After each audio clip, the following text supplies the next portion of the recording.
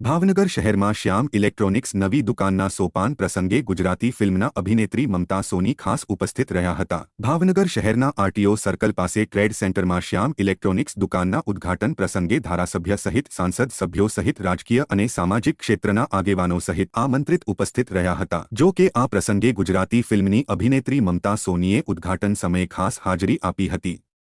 ગુજરાતી ફિલ્મના અભિનેત્રીને નિહાળવા માટે મોટી સંખ્યામાં સ્થાનિક લોકો પણ હાજર રહ્યા હતા। કે છે મમતા બેન જેવું આવડે નહીં પણ આજે હું શીખવાડી દઉં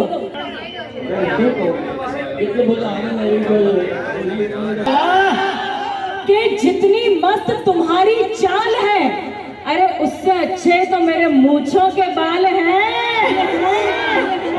આપણે આપણે કંટાળી ગયા છો હવે આપણે મમતા બેન ને સાંભળવા છે ને હે હું આટલું જ કહેવા માંગુ છું કે ખુદ રામ હોવા છતાં પણ જરૂર પડે છે હનુમાનની। ખુદ રામ હોવા છતાં પણ તમામ કલાકારોનું ખૂબ ખૂબ અભિનંદન અને હાર્દિક સ્વાગત છે। અને હવે મારે જે વાત કરવી છે ને તમારા દિલની વાત કરવી છે કરું। આપણા ભાવનગર જિલ્લા જેલના સાહેબ છે એકવાર જોરદાર તાળીઓથી વધાવો સાહેબને।